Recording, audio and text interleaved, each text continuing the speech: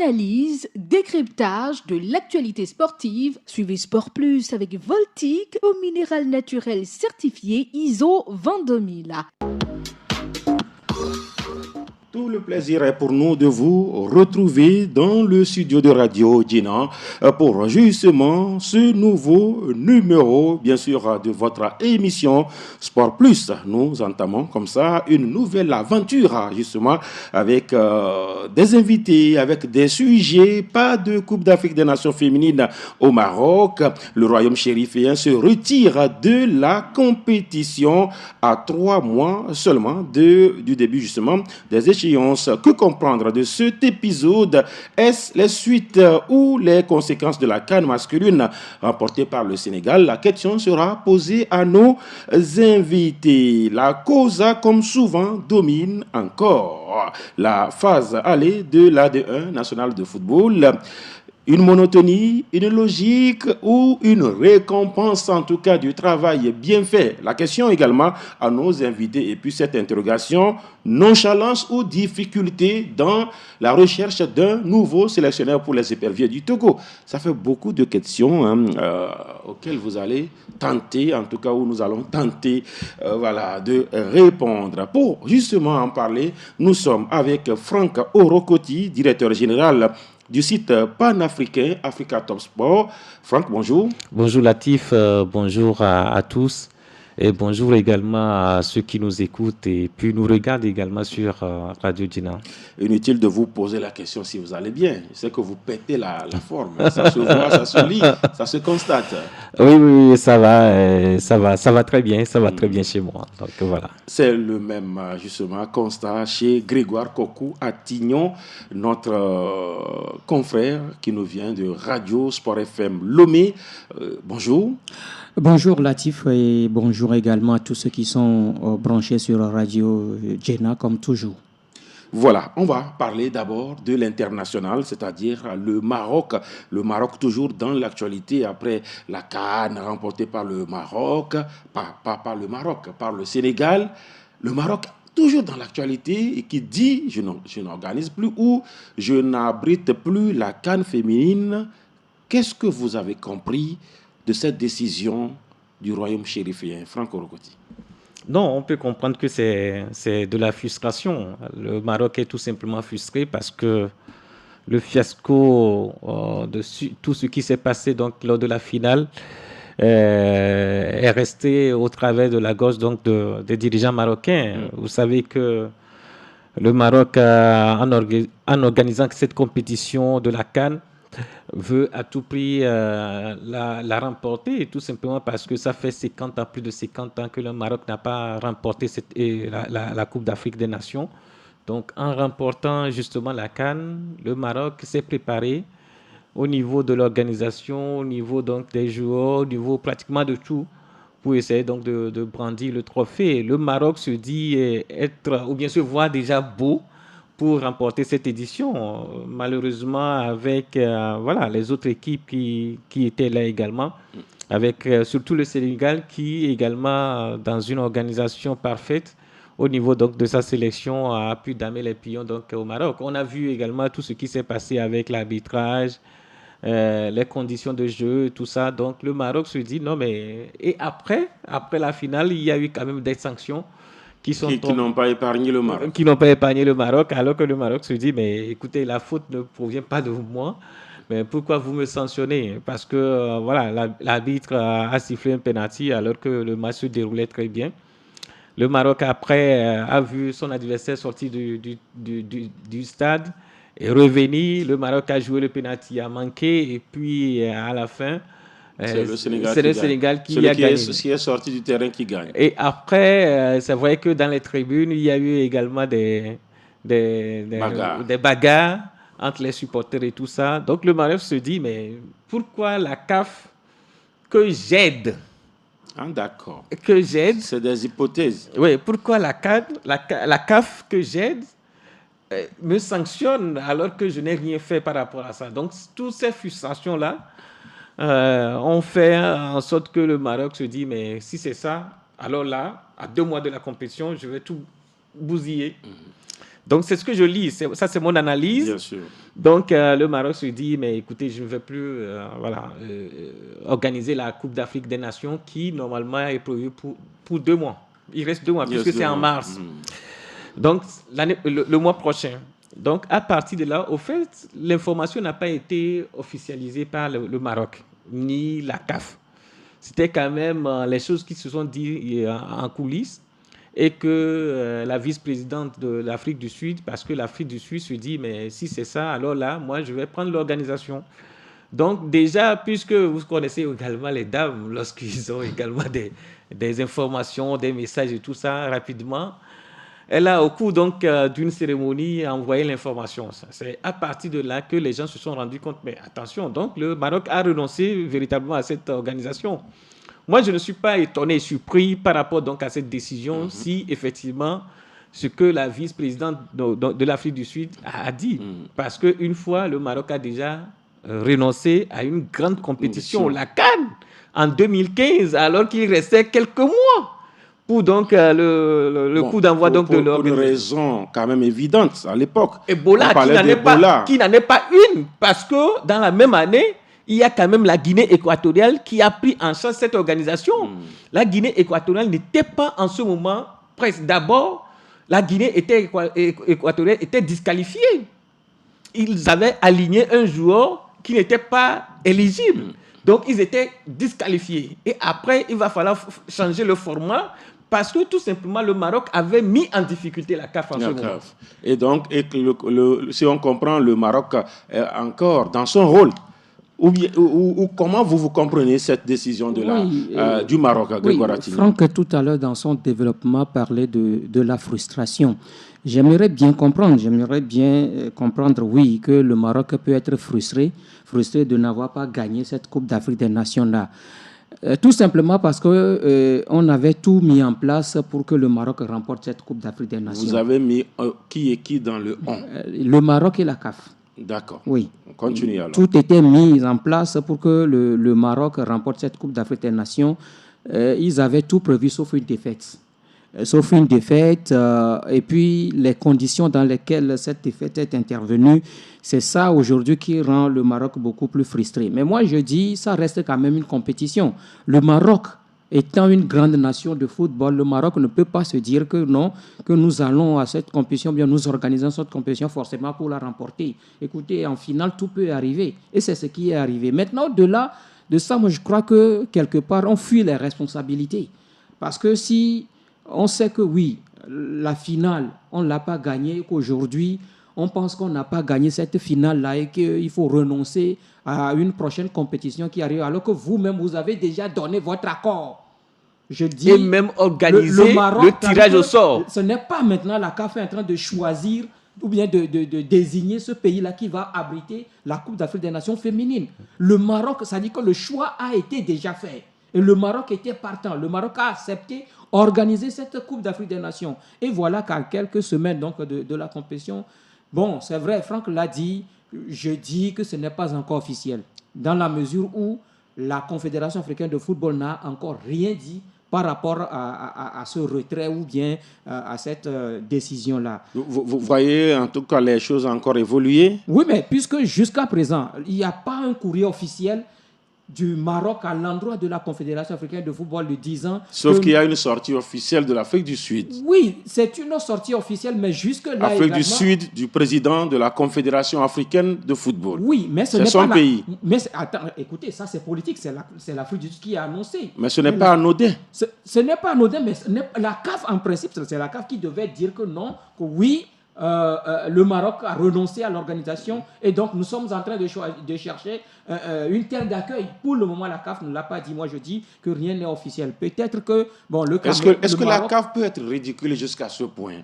Non, je crois qu'il y a eu des discussions en coulisses.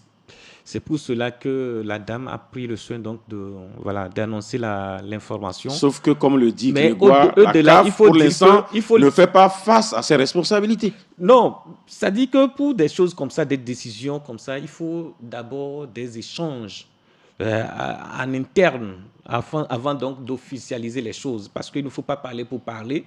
C'est pour cela que moi, je pense que si la CAF n'a rien dit jusqu'alors, c'est pour que les choses soient claires. Elle négocie toujours? Parce que oui, du moment où, à un moment donné, parce que il y a la presse marocaine qui a parlé également de ça, le Maroc a demandé certaines exigences pour organiser donc la compétition. Y compris le trophée? Non seulement, non, pas le trophée. Le trophée ne peut plus revenir parce que là, ce sont les dispositions donc de la CAF. Le Maroc j'oublie un peu la phrase, mais je vais revenir sur ça. C'est pour cela que, moi je dis, il y a eu le ministre, finalement, de sud-africain, qui est venu dire non, c'est pas au fait ce que la dame voulait dire, que si jamais le Maroc renonçait donc à cette compétition, qui sont disponibles donc autrement dit, la CAF continue de négocier. Voilà, justement, le Maroc a posé des conditions Et selon vous, quelles peuvent être ces conditions? Latif, le Maroc veut gagner la CAN féminine ou comment? Attends, gagner la CAN féminine ou pas, ce n'est pas... Bon, en fait, est-ce que ça doit être dans les clauses de contrat? Dans les conditions. Donc là, il ne faut plus organiser de compétition. Qu'on aille remettre simplement le trophée au Maroc et on dit que le Maroc est champion d'Afrique. Écoutez, nous parlons d'une compétition, mais est-ce que ça se fait comme ça? Bon, moi, je crois que c'est la CAF même qui prête le flanc au Maroc et ces choses-là arrivent aujourd'hui. Vous vous souvenez, même la CAN 2028, on dit que c'est encore le Maroc qui va l'organiser puisque la CAF est en train de chercher preneur et on propose encore le Maroc. Donc moi je me dis peut-être oui, sans doute que la CAF avait fait des promesses au Maroc. Aujourd'hui, le Maroc voit que ces promesses ne sont pas respectées. C'est pourquoi et selon vous, quelles peuvent être ces promesses? Je ne sais pas. Et peut-être que c'est cela qui pousse aujourd'hui le Maroc à agir de la sorte. Nous l'avons déjà dénoncé. Latif, si vous vous rappelez bien, dans ce studio, cette histoire, ce mariage-là entre le Maroc et la CAF, il va falloir trop poussé, hein? Très attention. Parce que oui, aujourd'hui, je ne sais pas si le président Motsepe a trouvé refuge au Maroc et toutes les compétitions. Il n'est pas quand même un réfugié politique. Je ne refuse pas. Mais toutes les activités de la CAF maintenant, c'est au Maroc. Tout ce que la CAF doit faire, c'est désormais au Maroc. C'est vrai qu'aujourd'hui, le Maroc a des infrastructures. Oui, le Maroc a des infrastructures, mais il n'y a pas que le Maroc. On a posé la question, savoir l'Afrique du Sud. L'Afrique du Sud, l'Égypte, la Côte d'Ivoire, l'Afrique du Sud, l'Égypte, l'Algérie. Ont des infrastructures. Mais pourquoi c'est seulement le Maroc qui doit accueillir tous les événements de la Confédération africaine? Moi, je pense également qu'il ne faut pas seulement accuser la CAF, mais il faut accuser les autres fédérations, les autres pays. Parce qu'il faut avoir des infrastructures. Chaque fois, si nous avons des matchs amicaux, on s'en va jouer ça sur les infrastructures. Mais le Maroc se propose. Non, mais on doit envoyer. Le Togo, par exemple, le Ghana, par exemple. Les autres pays de l'Afrique de l'Ouest, par exemple, s'ils veulent jouer des matchs amicaux, qu'ils jouent ça chez eux. C'est ce que moi je dis. Vous ne pouvez pas chaque fois, même si le Maroc se propose de vous inviter donc chez lui pour jouer des matchs amicaux, mais vous avez également des installations. Développez vos infrastructures et accueillez des compétitions. C'est très important. Ça, c'est à l'endroit des autres fédérations. Maintenant, pourquoi la CAF aussi ne donne que... Voilà. Les compétitions qu'au Maroc, alors que quand même, il y a d'autres pays. L'Égypte a organisé la CAN en 2019. N'oubliez pas. Oui, la Côte d'Ivoire a organisé la CAN en 2024. L'Algérie a des infrastructures. Au-delà, il faut quand même noter la logistique au niveau du Maroc. Il faut quand même noter le côté organisationnel au niveau du Maroc. C'est la référence aujourd'hui. Aujourd'hui, même si vous allez au Maroc, même si vous demandez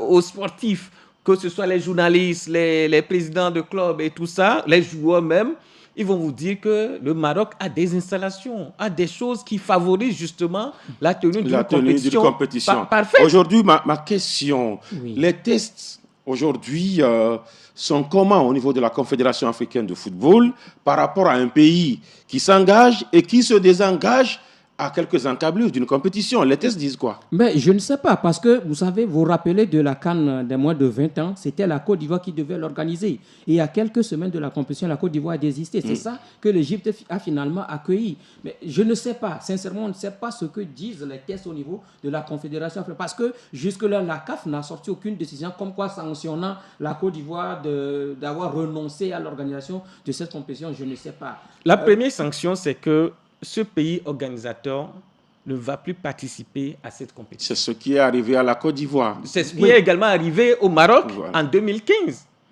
Donc, la première sanction, c'est que ce pays-là sera absent donc, de cette édition. Donc, si jamais on veut jouer cette compétition en Afrique du Sud, on sait que l'Afrique du Sud est déjà qualifiée, bien sûr. mais le Maroc Ne pourra plus. ne sera pas présent.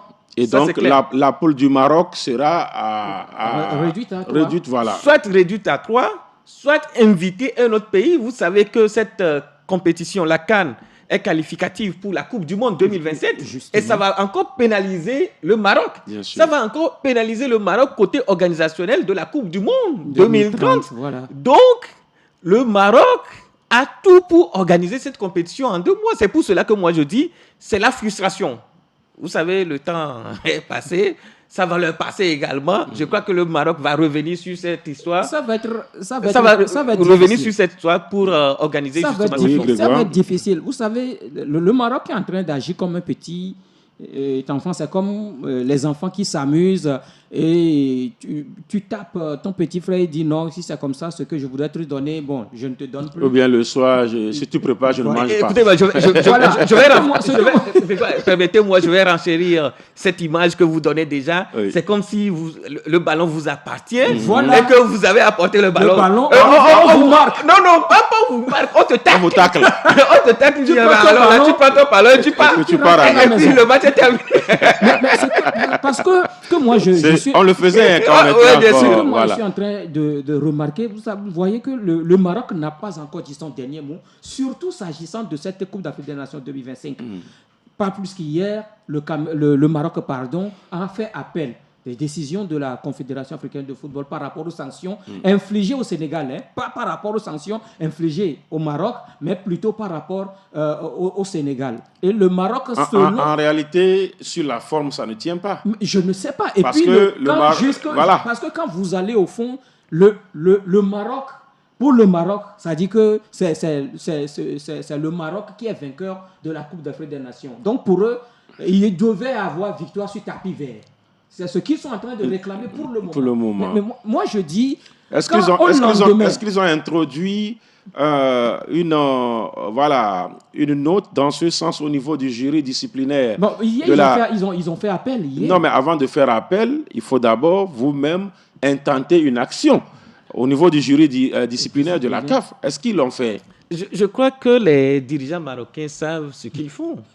Parce qu'ils avaient prévu prendre le trophée, quand vous voyez un peu l'image de la remise justement du trophée, vous allez vous rendre compte que Oui. le grand frère du roi, donc du royaume chérifien, Qui a refusé de toucher... refusait carrément de prendre le de trophée, toucher le trophée. alors que vous êtes le pays organisateur. Vous avez quand même cet honneur-là de remettre le pays.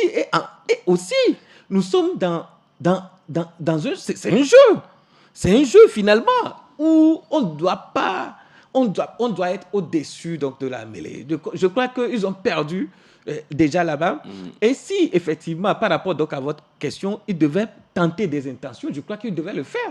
Mais il faut savoir que dans cette situation, la CAF ne peut pas revenir en arrière pour retirer le trophée au Sénégal. aux Sénégalais Un trophée célébré. et célébrer, montrer à tout le monde quand même l'image de l'Afrique. Je crois également qu'il va falloir qu'ils arrêtent quoi, à un moment donné, parce que ce qui s'est passé, au fait, c'est le visage. En réalité, ce de n'est l'Afrique. pas le Sénégal qui est ridicule alors. Non. Écoutez, Puisque à un moment donné, c'était dit que le Sénégal n'a pas montré un bon visage. à un En moment quittant donné, le terrain, il faut en reconnaître. faisant, Il voilà. ne faut Voilà. pas mettre de l'émotion dans tout ça. Oui. Il faut reconnaître D'accord. qu'à un moment donné, le Sénégal a fauté. S'il y a eu des sanctions également, il faut reconnaître que la CAF a bien tapé parce qu'on ne peut pas, en plein match, sortir donc du terrain et revenir. Vous savez que selon les règlements, lorsque vous sortez du terrain sans la décision de l'arbitre, vous avez carton jaune. Et ça, c'est clair. Et l'arbitre a fait quoi, justement? En ce moment, l'arbitre... Quand ils sont sortis, revenus, l'arbitre a fait quoi? L'arbitre n'a rien fait. L'arbitre de la CAF. Je crois que moi aussi, je lui donne raison. Parce qu'il se retrouvait dans une situation difficile. Et prendre des décisions qui n'arrivent pas, des décisions qui ne sont pas habituelles. Dans ce genre de situation, c'est compliqué. Il a vu juste par rapport donc à l'action du Sénégal qui a amené donc à ce but-là et refusé. Moi, je crois que c'était une bonne décision. Il a vu juste par rapport donc à cette décision donc de penalty, il se dit mais c'est un jeu. Ce n'est pas lui qui a sifflé le penalty. Il n'a rien vu juste là-bas. Non, c'est-à-dire qu'il est allé regarder dans la VAR. C'est la VAR qui l'a appelé. Oui, effectivement. Donc il n'a pas vu juste en fait. De toutes les façons. Sans la VAR, il ne sifflait pas. Il peut regarder dans la VAR, mais ne pas siffler le penalty.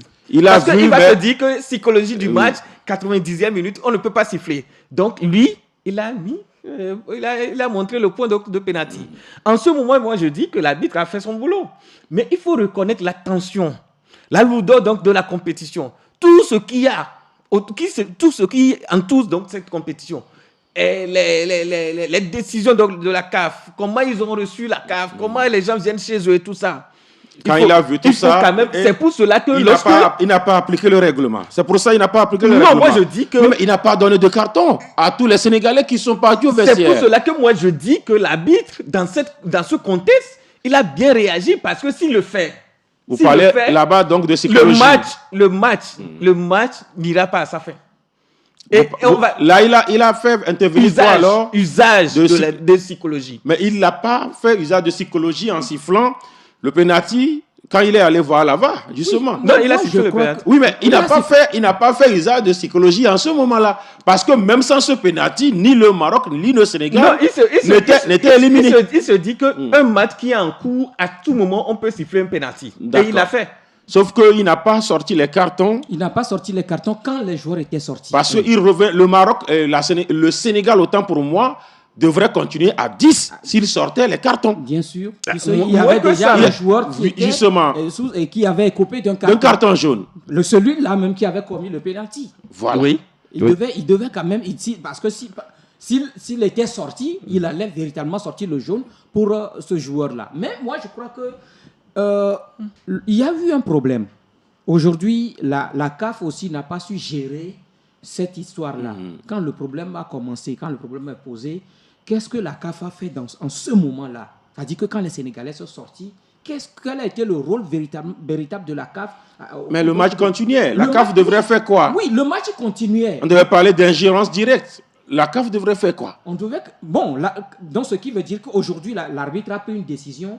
Et aujourd'hui, la commission de discipline a pris une décision. Pourquoi alors tenter encore Parce que déjà, au lendemain de la décision de la commission de discipline, il y a même Motsepe qui n'était pas d'accord par rapport aux sanctions infligées aux Sénégalais. Ils disent que ça devait être au-delà. Comme quoi, je ne sais pas si les caisses... En ce moment, il était encore au Maroc. Non, il ne veut pas dire le contraire. Je te comprends. Il n'était plus au Maroc. Déjà. Donc, moi, je dis, peut-être que c'est ce qui pousse aujourd'hui... Mais les sanctions, mais quand même, les sanctions contre le Sénégal n'étaient pas aussi trop corsées, hein? Non, mais qu'est-ce que vous voulez qu'on... Ça dit que disent les caisses? Non, écoutez, on ne peut pas aller au-delà par rapport donc aux sanctions du Sénégal. Regardez, on ne peut pas dire au Sénégal de ramener le trophée. Non, mais on ne peut pas dire au Sénégal de ramener le trophée. De ne pas aller à la Coupe du Monde. Non. On peut dire au Sénégal qu'il est suspendu pour la prochaine Coupe d'Afrique des Nations. On ne peut pas également dire au Sénégal... Pourquoi alors? Oui, justement. Quelle serait la cause? Non, mais la question, c'est moi qui les pose.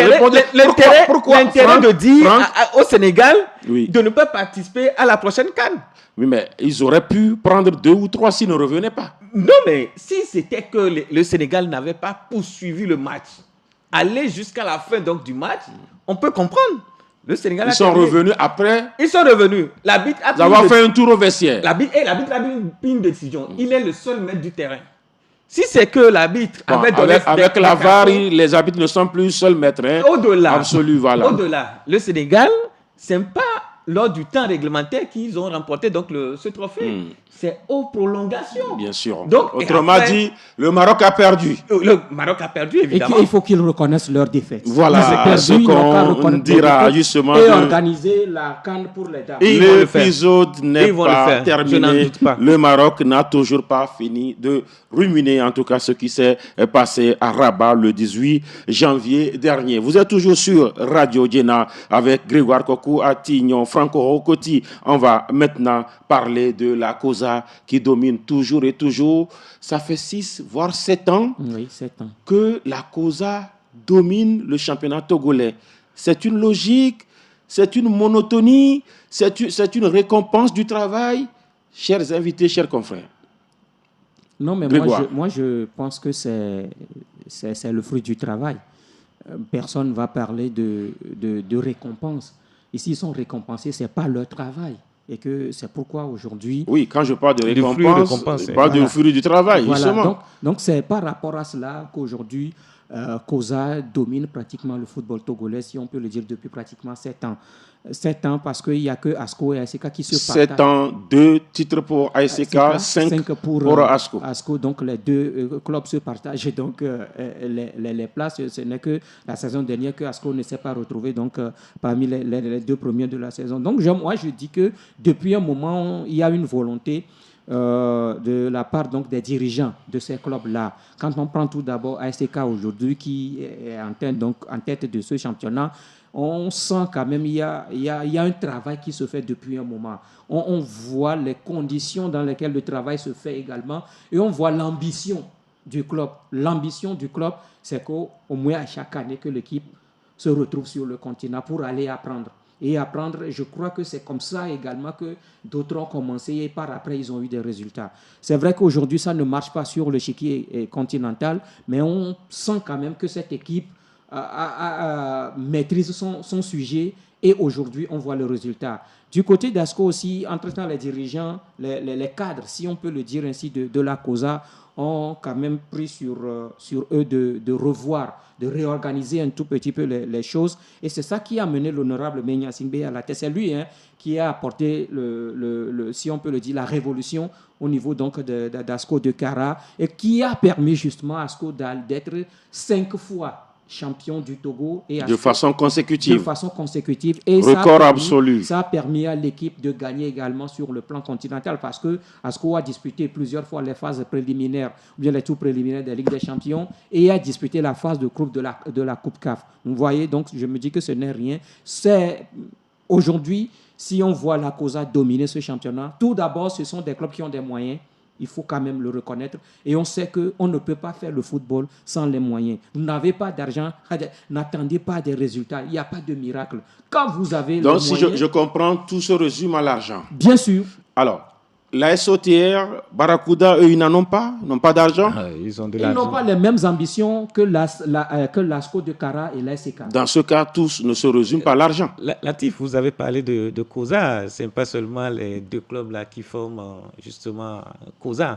Parce qu'au-delà, il y a l'AS Binan. Non, l'AS Binan n'est pas dans la COSA. C'est pas Gouda. J'ai bien précisé COSA. Voilà. Pas Kara. Voilà, pas Kara. Voilà. Sinon, si c'est Kara, même Sarah Sport est dedans. Sarah Sport est dedans, voilà. Donc, il faut dire que les clubs là, SOTR et puis Barracuda, ils ont également les moyens financiers qui, normalement, devaient leur permettre d'avoir une bonne ressource humaine et à partir de là, donc, de créer justement une politique, une stratégie pour mettre en place justement... voilà, donc je pense que ces 2 clubs-là ont des moyens. Seulement, c'est l'ambition.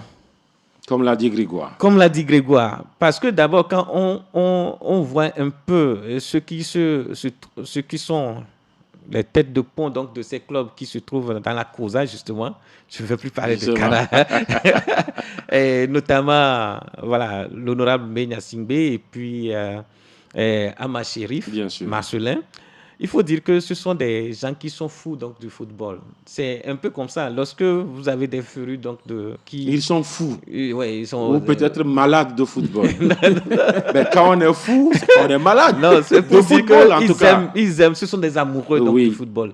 Et ce sont des gens qui, lorsqu'ils sont quelque part, ils aiment gagner, pas perdre. Ce sont des gens qui aiment gagner. On a déjà connu ça avec, par exemple, l'honorable Ameyi, par exemple. Ameyi, on a connu ça avec un autre fou. Voilà. Ils sont nombreux. Hein. C'est fou de football. Donc, ce sont des gens, lorsqu'ils arrivent quelque part, ils n'aiment pas échouer. C'est ça, en fait. Donc, si je vais transposer ça au niveau de la fédération, si on peut également avoir ces gens-là au niveau donc, de la fédération, on ne peut pas connaître ces années de disette qu'on a eues ces derniers moments. Ce n'est pas possible. C'est pour cela que lorsque Tata était arrivé donc, à la tête donc, de la fédération, on a eu quand même des résultats. Quel que soit ce qui s'est passé, le vent qui a eu lieu donc, au niveau de la fédération, on a eu des résultats. Lorsque Ameyi également était arrivé, on a eu quelques brèches de résultats. On est parti à la CAN. Seulement en quart de finale. Donc également derrière justement ces deux personnalités, il y a eu également Roch Gnassingbé. Donc ce sont des gens qui aiment tellement la chose que lorsqu'il y a eu défaite, ils ne dorment pas. C'est ce que font justement. Ils sont malades. Ils sont malades. C'est à partir de là justement la maladie là intervient. Fou et maladie sont. Donc, ce sont ces gens-là qui sont à la tête donc, de ces clubs-là, notamment l'honorable Gnassingbé et aussi monsieur El Hadj Ama Sheriff. Donc, je pense tout simplement que ce sont des gens qui donnent justement cet engouement, cette envie. Regardez un peu ce qui se fait au niveau de l'ASK, où on a combiné des jeunes avec les anciens. C'est ce que moi je demande au club. Vous voulez avoir un effectif de 30 joueurs, mais il faut une bonne partie donc de la jeunesse et en faire un mélange avec un peu ceux qui sont expérimentés. Je ne veux pas dire ceux qui sont âgés ou vieux, mais ceux qui ont de l'expérience. C'est à partir de là que vous pouvez avoir des résultats. Résultats sportifs, résultats par rapport donc ce qu'on appelle modèle économique, parce que à partir de là, vous pouvez vendre des joueurs. Non seulement dans cette vague, si vous faites une très bonne politique, vous aurez des retombées après, ce qu'on appelle la revente, des pourcentages qui vont revenir au niveau du club. Et à partir de là, votre ambition, votre stratégie va continuer. Si vous n'avez pas ce modèle économique, ça sera très difficile parce qu'à un moment donné, vous serez essoufflé. Vous ne pouvez pas chaque fois mettre la main dans la poche pour faire sortir de l'argent. Moi, je crois aujourd'hui qu'il va falloir avoir cette politique dans tous les clubs. Faire des clubs des clubs qui ont des joueurs qui sont jeunes. Et non, justement, ramasser justement un entraîneur qui n'a pas cette ambition. Si vous avez également des entraîneurs qui n'ont pas ce genre d'ambition, ça sera très compliqué, pour faire justement de l'argent dans la On a parlé de 2 hommes, on a parlé d'une ville. Il y a quand même d'autres clubs qui ont des hommes, mais qui aujourd'hui essayent. Quand vous prenez Unisport, ils ont un président bien sûr, qui fait ce qu'il faut, parce que vous avez parlé de l'argent, même si apparemment lui, il n'est pas malade de football. Hein. Oui, mais il n'est pas malade de football, mais il sait qu'avec le football, il faut les moyens. Et c'est pourquoi il n'hésite pas sur les moyens, justement ces moyens-là, pour permettre à son club d'être à un niveau. C'est vrai que la saison dernière, quand vous prenez Unisport a bousculé ce classement-là. La saison dernière, Unisport avait pour ambition quand même d'être parmi les 2 premiers. Quand vous écoutez entre-temps Urobodi Taouraoué, il avait dit à plusieurs reprises que l'objectif d'Unisport, c'est d'être également sur le continent. Mais à la fin, ça n'a pas marché. Mais regardez également cette saison. Où se trouve aujourd'hui Unisport? Unisport est sur le podium. Unisport fait partie des 3 premiers de ce championnat. Ce qui veut dire qu'il y a également celui-là qui est à la tête du club, qui a aussi les honorable Machoud Yerima. Voilà, et qui également sort les moyens justement pour permettre à son équipe, un président qui est là, même quand l'équipe est à l'extérieur, il voyage. La dernière fois, il était à Palimé. Alors que certains présidents, depuis que le championnat a commencé, même à Lomé... Vous parlez de qui? Je ne donne pas de nom. Même à Lomé, leur club joue, ils ne viennent pas. Mais lui, quand l'équipe, souvent quand l'équipe va à Tchévier ou à Lomé ou encore à Ného, il est là pour soutenir son équipe. Donc, il faut être aux côtés de ces enfants-là pour leur donner. Donc, en plus de l'argent, il faut la présence. Il faut la présence pour quand même booster justement le moral aux joueurs. D'accord. Avant de revenir sur ce point, justement, permettez-moi, c'est la première fois que je vais intervenir par rapport donc, au départ de notre... je dirais confrère du secrétaire général donc de Unisport, qui est appelé, franchement, c'est un bon type, que justement la terre lui soit légère. Amen. Maintenant, moi, je ne vais pas parler de l'année passée ou bien de l'année dernière, de cette année. Moi, je vais parler, vous avez dit cette année. Bien sûr. Rappelez-vous que Unisport s'est inséré entre les deux clubs. Justement. C'était en 2020. C'est là où moi je en 2020, ils étaient sur le continent. C'est là où je trouve que c'est pas une surprise si Unisport, même si le parcours de Unisport cette saison, ils ont connu cette difficulté-là de ne pas se rendre sur un match et après l'entraîneur est parti et tout ça. Et donc, face à ASK. Ça a déséquilibré un peu le club, mais ils se sont rattrapés rapidement.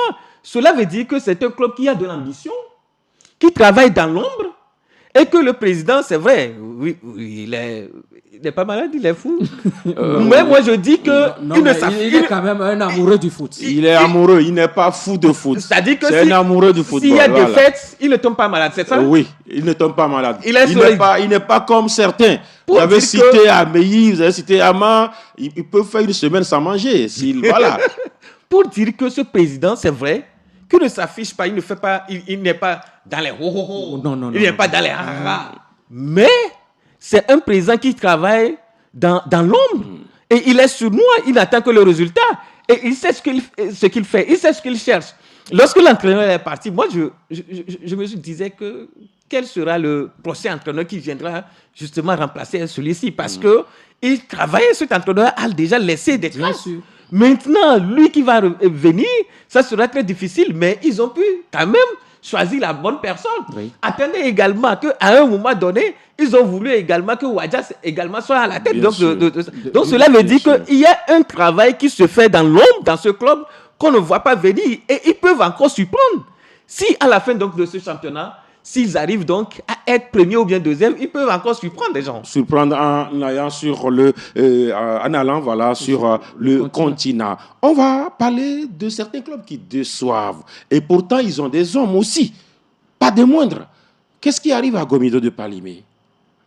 Il y a tellement de bruit. C'est que si vous êtes à l'intérieur de Gomido, vous allez comprendre que justement, il y a beaucoup de choses qui se disent et qui ne vont pas en faveur justement du président. Il y a un président qui est là. En tout cas, selon ce qu'on nous a rapporté, ce que nous avons écouté, on n'est pas aussi proche dans le secret, on n'est pas dans le secret donc de Dieu au niveau donc de Gomido, mais ce qu'on a eu, c'est qu'au niveau donc de Gomido, il y a le président qui est là, qui ne prend pas justement donc des décisions, mais il y a un cercle qui est là, qui prend plus de décisions donc, par rapport au Gomido. Donc, lorsque vous avez dit ils ont des hommes, alors que des clubs ont également des hommes, bien sûr. Alors que de l'autre côté, ce sont ces gens-là qui regardent dans la sauce immédiatement. Alors qu'ici, il y a un cercle qui prend des décisions, ça sera difficile. Donc, il y a un président qui n'est pas... Qui donne le pouvoir, justement. Lui, il n'est ni fou, il n'est ni malade, il n'est ni amoureux, c'est ça? Justement, la gestion donc, du club à certains. Donc, ces gens-là, par exemple, par rapport au club, ils ont également leur ambition, ils ont également leurs objectifs. Les objectifs et ambitions qui sont différents. Pour faire un club, il faut des hommes. Des hommes, des joueurs, des très bons joueurs. Comment est-ce qu'on peut parler au niveau de Gomido qu'on n'a pas de joueurs, qu'il n'y a pas de profondeur de banc? Donc, cela veut dire tout simplement que vous n'avez pas d'objectif. Est-ce qu'on peut dire ça au niveau de ASECO, qui n'a pas de profondeur de gens? Est-ce qu'on peut dire ça au niveau des autres clubs, où il y a des hommes, justement? Est-ce qu'on peut parler de ça? Est-ce que sur les antennes, l'entraîneur peut dire que c'est parce que j'aime pas des joueurs que j'aime pas pu faire ce résultat? Non. C'est tout simplement parce que la gestion au niveau donc, des joueurs n'est pas bien faite, tout simplement. Par le cercle ou par le président qui ne prend pas de décision. Vous savez, lorsque vous êtes entraîneur, vous avez c'est-à-dire, disons, des joueurs qui arrivent donc avant la saison, pré-saison. Donc, vous devez signer des contrats. Et lorsqu'on on amène ces joueurs-là vers le cercle, normalement, c'est le président qui reçoit directement et discute. Mais c'est le cercle qui discute. Lorsque vous avez des dossiers, comme celui donc de joueur qui a fait Anéor, par exemple, le dossier là a tardé. Vous parlez de Podro? Non, je parle de l'ancien joueur de Ametepe, par exemple. Donc, c'est la gestion. Moi, je pense que c'est la gestion. Et également, cette gestion-là, c'est envers le public également. Il y a également le public. Vous savez que c'est un club identitaire qui a, justement, je parle de public, des supporters, justement. Il y a un groupe de supporters qui revendiquent également la tête de ce cercle-là. Je pense qu'il doit falloir... Ça fait plusieurs antennes ou plusieurs pôles là, pour un club qui n'a pas demandé à avoir tout cela. Oui, ils ont un gros bras. Oui. Ils ont un gros bras. Le président, c'est... Sylvestre Vincent. Sylvestre Vincent. Oui. C'est honorable, non? Oui. Honorable Sylvestre Vincent. Et pourtant, Grégoire, ce n'est pas l'argent qui manque à Gomido. Non, mais aujourd'hui, quand j'écoute le développement de Franck, j'essaie d'analyser. Moi, je dis tout simplement qu'il y a un manque d'ambition. Qui manque d'ambition? Le club.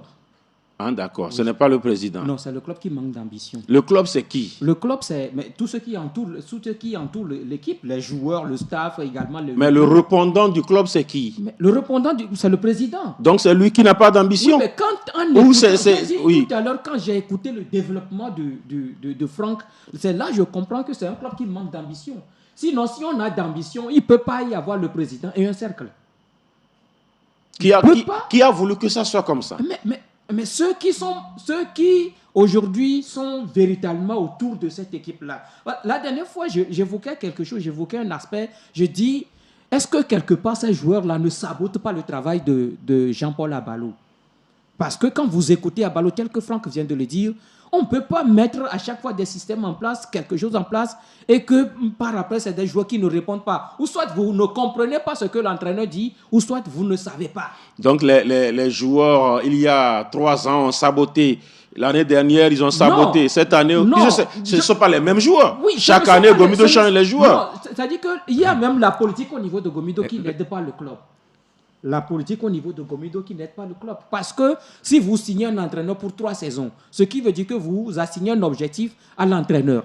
Mais à la fin de l'exercice, vous décidez donc d'exclure, de libérer tous les joueurs. Mais vous n'allez pas atteindre l'objectif que vous vous êtes fixé. Donc ce qui veut dire qu'à la fin, l'objectif que vous avez demandé à l'entraîneur, n'allez pas avoir ce résultat-là. Donc aujourd'hui, c'est ce qu'on remarque au niveau de Gomido. Aujourd'hui, Gomido a 12 points, même point que l'AS OTR, et Gomido peut à tout moment glisser dans la zone rouge. Gomido peut repartir en 2e division, comme c'est Massi, Dito la saison dernière. Et Gomido peut rester là-bas, et puis voilà, oui. Malgré la force financière de Gomido aujourd'hui. Oui, ça sera triste parce que déjà dans cette zone, il y a Maranatha qui joue la deuxième division. Voilà, Kotoko, il n'est pas là. Qui est c'est 4e ou bien 3e division, non, disons, en tout cas. et alors que justement dans cette région, les gens aiment le football. Voilà, ils ont des gens. Ils ont des gens. Et au-delà, il y a eu des joueurs qui sont sortis dans cette région. Bien sûr. Donc, on ne peut pas faire ça à Gomido. Donc, on ne peut pas penser...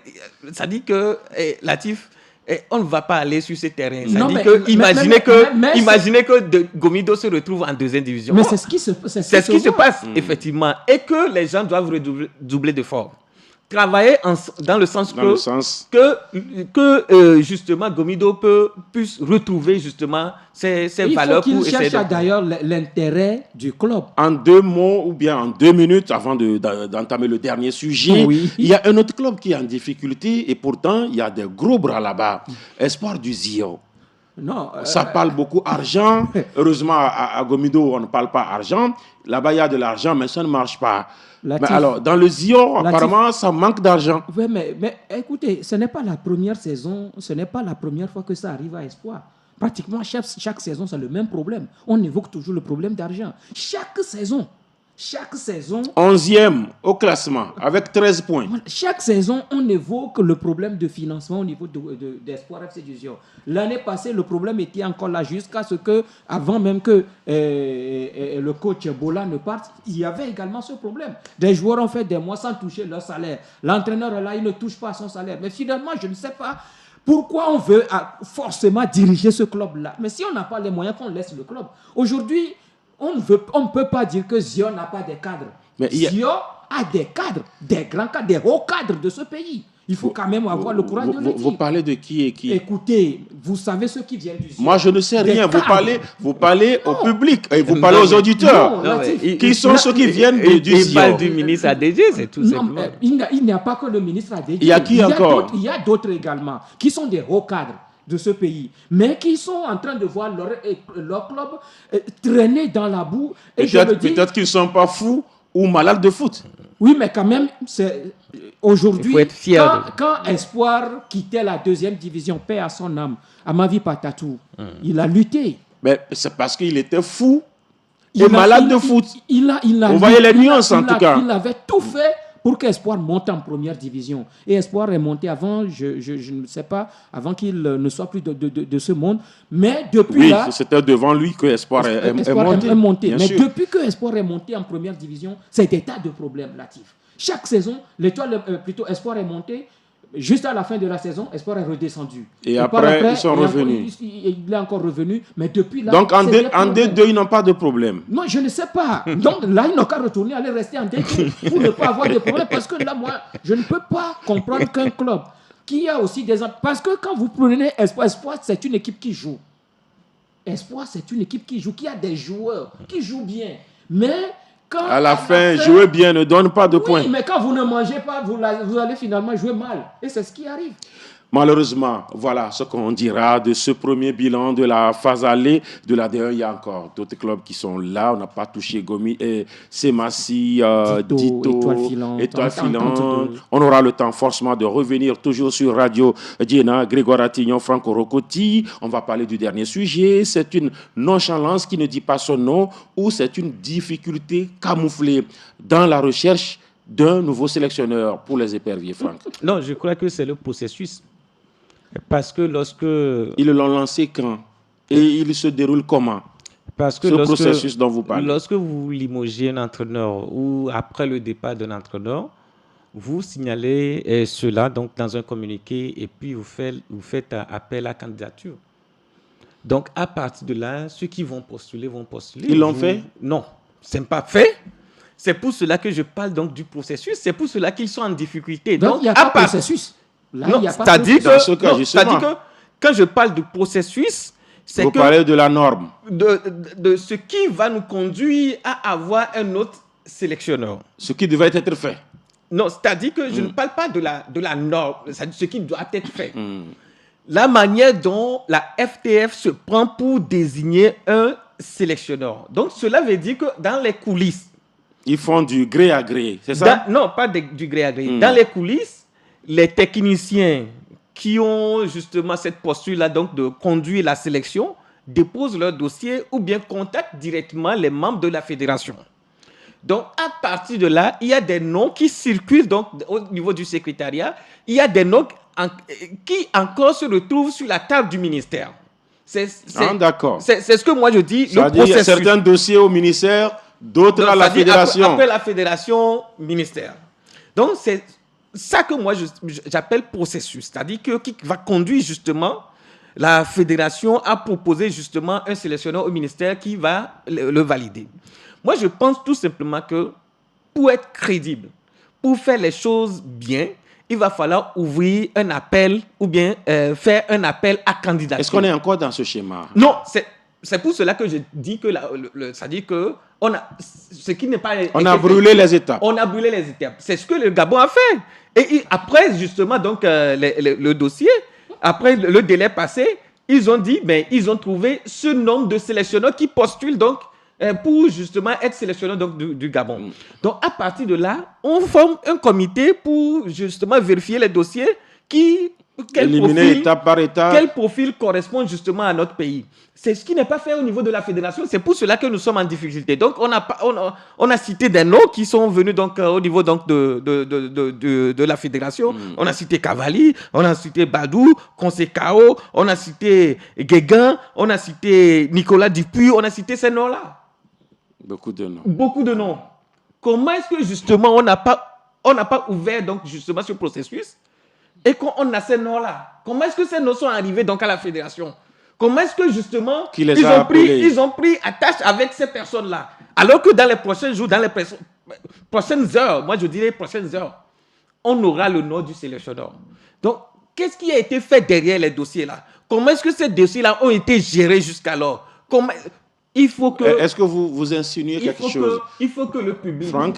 Il faut que le public soit au courant, soit informé de ce qui se passe au niveau de la fédération, parce que c'est une... délégation de pouvoir? Oui, délégation de pouvoir. Oui, Grégoire Attignon, les choses n'ont pas été faites dans les normes.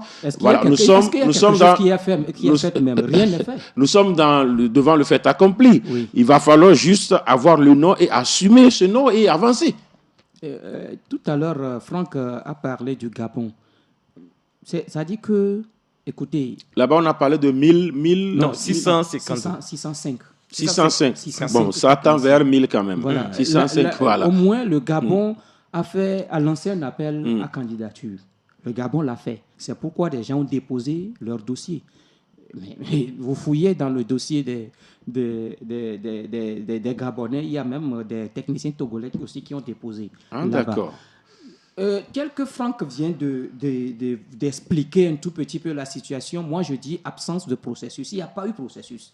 Parce qu'au lendemain du limogeage de Nimombe Daré, on devait quand même ouvrir le processus comme quoi, oui, nous recrutons un entraîneur. Tout technicien qui veut n'a qu'à déposer son dossier. Cela n'a pas été fait. Mais finalement, ce ne sont que des noms qui viennent. Mais qui a lancé l'appel, la candidature, et finalement qui reçoit les dossiers? Les dossiers sont reçus par qui? Qui gère ça là? Moi, je dis, écoutez, nous, disons que nous allons vers le professionnalisme, mais nous baignons...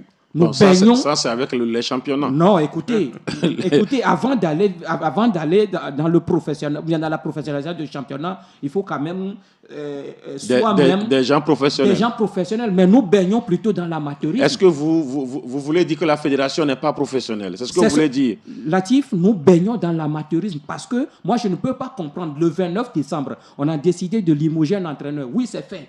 Mais déjà, le lendemain, pourquoi ne pas lancer le processus disant que nous cherchons un entraîneur? Maintenant, on n'a même pas lancé de processus. Il y a des demandes qui viennent. Aujourd'hui, on fait la propagande de celui-ci. Demain, on fait la propagande de celui-là. Est-ce que c'est la fédération qui le fait? Je ne sais pas. Donc, ce n'est pas un souci avec la fédération. Et maintenant, qu'est-ce qu'on nous propose au juste? Qu'est-ce qu'on veut? Parce que moi, je comprends. Je voudrais comprendre qu'on me dise que oui, aujourd'hui, tout ce qui se passe, c'est la fédération qui doit aller chercher un sélectionneur. Mais c'est comme si c'est comme si la fédération n'est plus concernée par le choix du sélectionneur, qu'il y a quelqu'un d'autre, il y a un groupe quelque part ou bien un comité qui est mis en place qui doit aller chercher le sélectionneur. Parce que il n'y a pas de communication. Par rapport au paysage, par rapport à ce qui se dit, ce qui se fait, ce qui se constate, apparemment, ce n'est pas la fédération qui dirige ce processus entre guillemets, Franck Orokoti. Non, c'est la fédération qui dirige. Et qui est en tête de ce processus alors? C'est la fédération parce que... La fédération a choisi qui pour ça? Ce que nous savons, nous tous... Non, moi je ne sais pas. Hein. C'est la fédération qui propose justement un sélectionneur. Et celui-ci est validé par le ministère. Mais qui conduit le choix, le casting? Moi je dis toujours que c'est la fédération.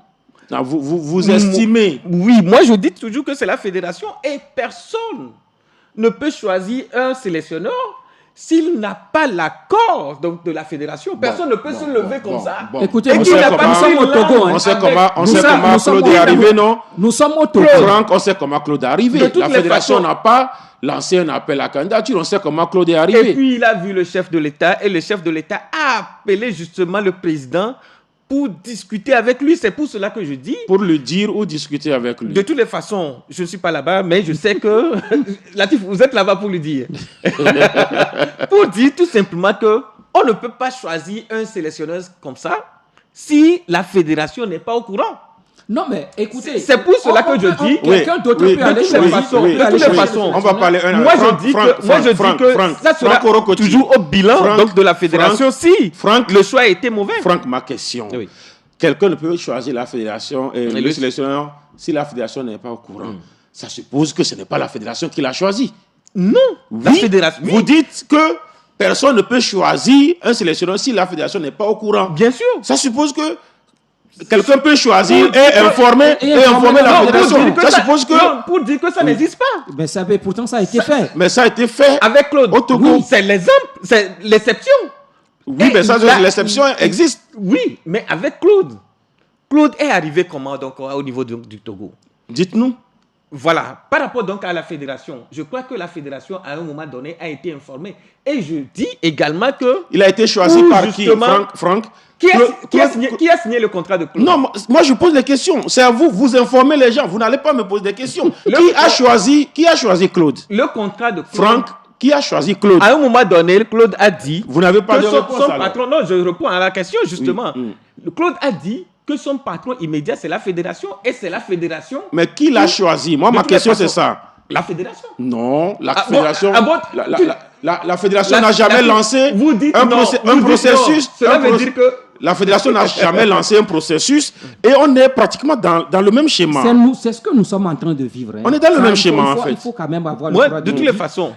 Je crois que tel que Franck vient de le dire, c'est vrai que c'est la fédération qui doit aller choisir l'entraîneur. Et c'est ce que la fédération avait fait quand Paulo Duarte est arrivé. C'est ce que la fédération avait fait quand Nibombe Daré est arrivé. Mais j'ai l'impression que la fédération ne se mêle pas totalement dans le choix ou bien dans la détection de ce nouveau sélectionneur. C'est ce que moi je constate. C'est une faiblesse, c'est une démission ou c'est une imposition? C'est pourquoi je dis que nous baignons dans cet amateurisme-là et c'est ça qui fait qu'aujourd'hui, parce que je ne comprends pas on peut être fort en étant amateur. Oui, mais fort, mais ce qui veut dire qu'on ne peut pas vous imposer également des choses. Parce que, quand vous avez cité des noms, Améi, Tata, ils étaient aussi dans une fédération qui n'était pas professionnelle. On ne leur avait pas imposé des sélectionneurs. C'est eux-mêmes qui nommaient les sélectionneurs. Dans ce cas, on peut être dans l'amateurisme et être fort. C'est ça ma question. Non, mais moi, je ne sais pas si c'est affaire de fort qui fait qu'aujourd'hui, on n'arrive pas à nous dire concrètement si le Togo a besoin d'un sélectionneur ou pas. Tout le monde sait que nous avons besoin d'un sélectionneur parce que le mois de mars est bientôt. En mars, le Togo doit également jouer des journées. Est-ce qu'on prive la fédération de ses prérogatives, Franck? Non, pas du tout, parce que la fédération, moi je crois que ceux qui sont là-bas sont déjà matures et qui connaissent justement donc tout ce qui régit justement les choses donc de la fédération. Ça, ils n'ont pas de résultats. C'est ce que je dis, mais au-delà, à lancer le processus pour le recrutement de sélectionneur. Au-delà, il faut comprendre que cette fédération n'a pas pu qualifier donc le Togo, ça fait 4 éditions et que pour nous c'est un résultat négatif. Ça, il ne faut pas se voiler la face. C'est pourquoi ils n'ont plus le droit de choisir un sélectionneur. Et là, la fédération a le droit de nous trouver un sélectionneur. Aujourd'hui, moi je dis pas entraîneur, mais formateur. Parce que quelqu'un qui peut former... Un formateur. Oui, un sélectionneur formateur. C'est-à-dire que qui a... Sélectionneur, entraîneur ou formateur? Moi je dis formateur parce que... Il va former les joueurs sélectionnés? Il va former les joueurs sélectionnés parce que nous sommes dans... Est-ce qu'il aura ce temps? Comment on peut former un joueur? C'est vrai que... Un joueur confirmé, sélectionné, comment on peut le former encore? Voilà pourquoi moi je dis qu'à un moment donné, vous savez le travail qu'a eu fait le Goulet par exemple. Il n'était pas formateur. Il a formé. Il était entraîneur. Vous savez sélectionneur, entraîneur. Vous savez ce qu'il a fait? Il choisit, il prend... Vous pouvez lui demander. L'entraîneur de l'ASK, il le prend seul. Oui. Attendez-moi s'il vous plaît. Il le prend seul. Oui. Donc au stade, il lui dit de faire des tours. Il lui dit de faire ceci. Vous parlez de formateur des entraîneurs. Donc il n'y a pas quoi. Formateur des entraîneurs. Non, il n'y a pas formateur des entraîneurs. Il n'y a pas quoi. Moi je dis un sélectionneur formateur. C'est ce que je dis. Formateur de joueurs. Formateur de joueurs. C'est ce que moi je dis. Donc il peut former des joueurs. Parce qu'aujourd'hui... Les former, les entraîner et les sélectionner. Bien sûr, tout simplement parce Là, que... là écoutez, aussi, il y a... Non, écoutez, je vais vous dire. Oui. Parce qu'aujourd'hui, on a besoin des joueurs locaux. Ces joueurs locaux-là doivent suivre une autre formation. Il faut les entraîner. Quand on est déjà en première division, on n'est plus dans la formation. Quand on est en deuxième division, on n'est plus dans la formation. Nous avons un championnat amateur. Oui. Nous avons un championnat amateur. Mais comme vous avez un joueur de 20 ans n'est plus en formation. On ne peut pas former un joueur de 20 ans en sélection normalement. Mais notre situation... L'entraîner ou le former, c'est des mots. Hein, oui, bien sûr. Le former, par exemple, lui dit que dans cette condition, on fait la passe à progression. C'est l'entraîner ça, ce n'est pas le former, c'est l'entraîner. Non, la formation... Le sujet va revenir, forcément. Le sujet va revenir. On va en rester là, parce que là, le sujet va revenir. C'est une promesse. Le sujet va revenir. On sera là avec plaisir. Forcément le temps, peut-être on aura déjà le nom du sélectionneur et le nom de celui qui l'a choisi. On aura tout cela. Merci à vous, Grégoire Ratignon. Merci, Franck Orokotti. Merci, Latif. Merci à tous ceux qui nous ont suivis. On va forcément se prendre rendez-vous le mercredi prochain pour Sport Plus. Mais n'oubliez pas votre émission, le MAG des Sports, qui reviendra le vendredi à partir de 10h. D'ici là, on va se dire très bonne suite de nos programmes sur Radio Djena. C'était Sport Plus, votre débat sportif avec Voltic, au minéral naturel certifié ISO 22000.